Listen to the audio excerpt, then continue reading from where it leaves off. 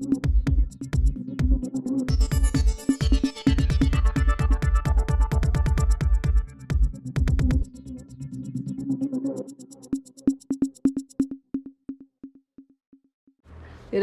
भोपाल में मोहम्मद रफ़ी फाउंडेशन के मंसूर अहमद फारूकी से हमारे संवाददाता सऊद सिद्दीकी की एक खास मुलाकात हुई, जिनमें मंसूर अहमद फारूकी ने मोहम्मद रफ़ी के कुछ मुख्तलिफ पहलुओं पर बात की है, जिनमें उन्होंने बताया है कि रफ़ी साहब को गुजरे हुए 43 साल हो गए हैं, मगर आज भी लोगों के दिलों में उनके प्रति मोहब्बत और प्यार आज भी नजर आता है। आपको बता दें कि मंसूर अहमद फारूकी के पास मोहम्मद रफ़ी के गीतों का एक नायाब कलेक्शन है, जिसमें मोहम्मद रफ़ी ने 31 भाषाओं में जो गाने उन्होंने गाए हैं, उन गाने भी उनके पास है। 5,552 गानों का कलेक्शन भी मध्य प्रदेश में सिर्फ उन्हीं के पास है। उन्होंने बताया कि मोहम्मद रफ़ी एक जिंदा दिल इंसान थे।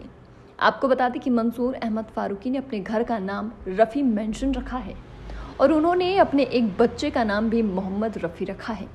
आपको बता दें कि मंसूर अहमद फारूकी ने भारत सरकार से एक गुजारिश की है कि मोहम्मद रफ़ी साहब को भारत रत्न सम्मान से नवाजा जाना चाहिए। मोहम्मद रफ़ी साहब की आवाज़ तो कई लोगों ने सुनी होगी और उनका एक बहुत फेमस गाना है कि तुम मुझे यूं भुला ना सकोगे। ये गाना उन्होंने एक यादगार फिल्म के अंदर गाया था, जिसमें आज पब्लिक उनको याद करती है। वाकई में ये बात हकीकत है कि लोग उनको भुला नहीं पा रहे हैं। हमारे साथ उनके एक बहुत बड़े फ़ैन मौजूद हैं, मंसूर भाई, जिन्होंने उनको लेके यहाँ पर काफ़ी अच्छा कलेक्शन कर रखा है मोहम्मद रफ़ी की याद में। हमारे साथ मौजूद हैं, हम उनसे बात करेंगे। मंसूर भाई, बहुत बहुत स्वागत है आपका हमारे चैनल में। जी। मंसूर भाई, ये जो जो आपने शुरू किया है ये वाली चीज़ मोहम्मद रफ़ी साहब की याद में, जैसे कार्यक्रम हर साल आप करते हैं, तो ये करने का क्या उद्देश्य? रफ़ी साहब की यादों को ताज़ा रखने के लिए ये प्रोग्राम करता हूँ मैं। जी, तो ये कब से कर रहे हैं ये कार्यक्रम आप? रफ़ी साहब की डेथ 1980 में हुई थी और मुझे ये शौक़ 1985 से हुआ, और जब से आज तक मैं उनके गानों को जमा कर रहा हूँ, उनके बारे में जो भी मालूमात हासिल होती है वो हासिल करता हूँ। जी जी। हाँ, मैंने अलबत्त अपने बेटे का नाम मोहम्मद रफ़ी रखा है जी। और घर का नाम भी मोहम्मद रफ़ी मेंशन रखा है। अच्छा, अच्छा। और मेरे पास रफ़ी साहब के हिंदी फिल्मों के 5,552 गाने हैं जो 31 लैंग्वेज में हैं। उसमें से 8 जो हैं वो तो इंडिया से बाहर की हैं, जैसे अरबी है, फ़ारसी है, इंग्लिश है, अफ्रीकन है, स्पेनी है, डच है, और बाकी अपने यहाँ के जितने भी प्रांत हैं, गुजरात, महाराष्ट्र, हैदराबाद, उड़िया, ये सब मेरे पास है। क्या ऐसी चीज़ रही मोहम्मद रफ़ी की जिनसे आपने इंस्पायर होके ये उनका इतना कलेक्शन किया, इतनी मोहब्बत आपको उनसे हुई? मैंने सबसे पहले इंग्लिश का गाना सुना था तो मुझे यकीन नहीं हुआ कि रफ़ी साहब और इंग्लिश, लेकिन जब मैंने मालूमात करी, किताबें कुछ लीं, तो भाई मैंने उन्हें गायक से कहीं बड़ा इंसान पाया। इतने किस्से हैं उनके कि 1 रुपये में रिकॉर्डिंग कर दी, कि इसकी मदद कर दी, उसकी मदद कर दी। ये चीज़ मुझे बहुत पसंद आई और यही वजह है कि मैं आज उनका इतना बड़ा कलेक्शन कर लिया। मुझे खुशी है, फ़ख्र है। और अभी आपके पास उनके जो गाए हुए गाने हैं, उनकी कितनी रिकॉर्डिंग है?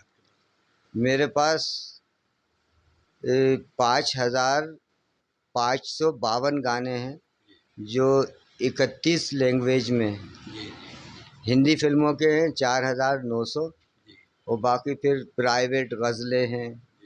लाइव लाइव प्रोग्राम 150 हैं, खुद रफ़ी साहब जो खड़े हुए गा रहे हैं। अच्छा, अच्छा। और फ़ोटो मेरे पास आधा इंच से लेके तो 5 फीट तक का है, और 4 साल की उम्र से लेके तो डेड बॉडी जा रही है उस वक्त तक का फ़ोटो है।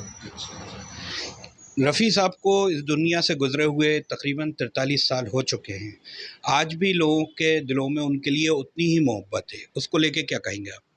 ये उनकी अच्छाई थी जो लोग आज याद कर रहे हैं, नहीं तो आप ज़रा सा गौर करें कि दिलीप कुमार कितनी बड़ी हस्ती है, लेकिन कुछ भी नहीं हुआ। आज सिर्फ भोपाल के अंदर 1 जुलाई से प्रोग्राम चल रहा है, तो एंड होगा 31 जुलाई आज की। जी तो ये इनकी शराफत की वजह से लोग याद कर रहे हैं उनको। जी। लगातार ये भोपाल में और प्रदेश में और मेरे ख्याल से मैं मानूंगा कि हिंदुस्तान में लगातार ये वाले प्रोग्राम चलते रहते हैं मोहम्मद रफ़ी के। आप भी प्रोग्राम कर रहे हैं आज भोपाल के अंदर, रवींद्र भवन में आज आपका प्रोग्राम है, उसको लेके आप क्या संदेश देना चाहेंगे भोपाल की आवाम को? साहब मेरी तो एक ही गुजारिश होती है वो भारत सरकार से कि रफ़ी साहब को भारत रत्न दिया जाए। बस मेरी यही एक ख्वाहिश बची है। और एक ख्वाहिश ये है कि मेरा डिस्कवरी के अलावा हर चैनल पे आए। जी। तो डिस्कवरी भी चाहते हैं? हाँ, अब डिस्कवरी पे ही नहीं आया मेरा, बाकी साउथ अफ्रीका और BBC लंदन, अपना पड़ोसी मुल्क, सब पे इंटरव्यू हो गए हैं। अच्छा अच्छा। लगातार देखा जाए कि मोहम्मद रफ़ी को लोग बहुत ज़्यादा पसंद करते हैं, मतलब कहीं ना कहीं जैसे पसंद तो किशोर को भी करते हैं, लता जी को भी करते हैं, मुकेश जी को भी करते हो, बहुत पसंद करते हैं लोग, लेकिन कहीं ना कहीं रफ़ी के लिए लोगों की मोहब्बत ज़्यादा दिखती है। इसके पीछे क्या रीज़न मानते हैं? वही उनकी इंसानियत, कि जैसे किशोर कुमार खुद एक बहुत बड़े सिर्फ गायक ही नहीं थे, वो संगीतकार भी थे, गीतकार भी थे, एक्टर भी थे। उसके बाद भी 7 गानों में रफ़ी साहब ने उन्हें आवाज़ दी है और 1 रुपया लिया है जो उनकी ज़ाती फिल्म थी उसके लिए। और कई ऐसे लोग हैं जो मतलब चाहते थे कि रफ़ी साहब मेरा गाना गाएं, लेकिन उनका जो प्रोड्यूसर है वो कहता था मेरा बजट नहीं है। रफ़ी साहब कहते थे तुम तो रिकॉर्डिंग की डेट दो और मैं आ जाऊंगा, और वो आ जाते थे। कई बार ऐसा सुनने को भी मिला है सूत्रों के हवाले से कि जो गाना किशोर कुमार जी नहीं गा सकते थे, वो किशोर कुमार ने कहा कि ये गाना कोई नहीं गा सकता सिवाय रफ़ी साहब के। उसको लेके क्या कहेंगे? ये हाथी मेरे साथी में हुआ था जी। पढ़ा है मैंने कि 40 मरतबा रिकॉर्डिंग हुई थी इसकी, और फिर किशोर कुमार ये कहते हुए उठे थे कि रफ़ी भाई को बुला लो आप, इसमें बहुत उतार चढ़ाव है।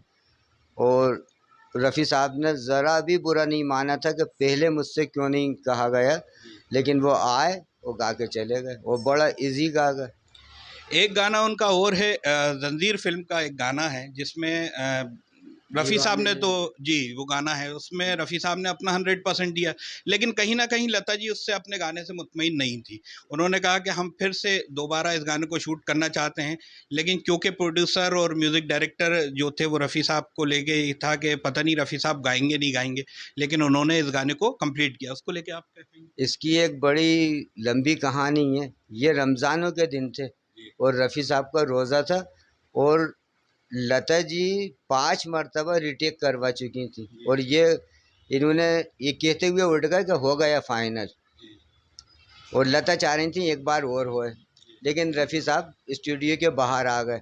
गेरली में गुलशन बावरा मिले और उन्होंने कहा कि सर जी मैं गा रहा हूँ इस गीत को। अरे कहने लगे ये क्या कह रहा हो, मैंने तो अमिताभ जी के हिसाब से गाया है, चलो चलो फिर एक मरतबा आके उन्होंने फिर रिकॉर्डिंग करी उसकी। अच्छा अच्छा। चलिए, बहुत अच्छा है। खैर रफ़ी साहब की तो एक आवाज़ में एक अलग सा जादू था अपना, और लगातार वो बहुत ही अच्छे गाने, और अगर आज भी अगर इस दुनिया में होते तो वो अपनी आवाज़ का जादू बिखेर रहा होते।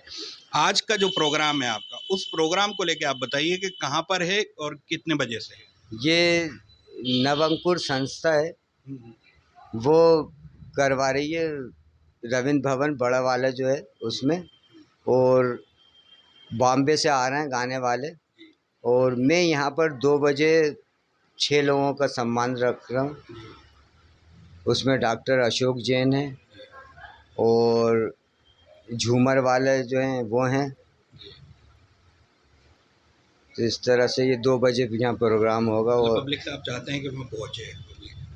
हाँ, ज़्यादा से ज़्यादा पब्लिक रविंद्र भवन पहुँचे, और वैसे भी बाहर से लोग आ रहे हैं तो पब्लिक वैसे भी आएगी। बस मेरी तो यही एक ख्वाहिश है कि भारत रत्न मिले रफ़ी साहब को। चलिए, बिल्कुल हम चाहते हैं कि मंसूर भाई की ख्वाहिश जो है वो ज़रूर पूरी हो, और रफ़ी साहब को भारत रत्न दिया जाए भारत सरकार की तरफ से। और हम यही कामना करते हैं कि रफ़ी साहब इसी तरीके से अपना जादू आवाज़ का जो जादू है वो इसी तरीके से लोगों के दिलों पर राज करते रहें। कहीं ना कहीं भोपाल की जनता और हिंदुस्तान की जनता, प्रदेश की जनता उनसे बहुत ज़्यादा लगाव करती है, बहुत ज़्यादा मोहब्बत करती है, उनकी आवाज़ से बहुत ज़्यादा मोहब्बत करती है। और हम यही चाहते हैं, यही कामना करते हैं कि रफ़ी साहब की आवाज़ का जादू इसी तरह से बिखरता रहे। कैमरा पर्सन अमन के साथ सऊद सिद्दीकी, न्यूज़ 11 भोपाल। न्यूज़ 11 के लिए भोपाल से संवाददाता सऊद सिद्दीकी की रिपोर्ट।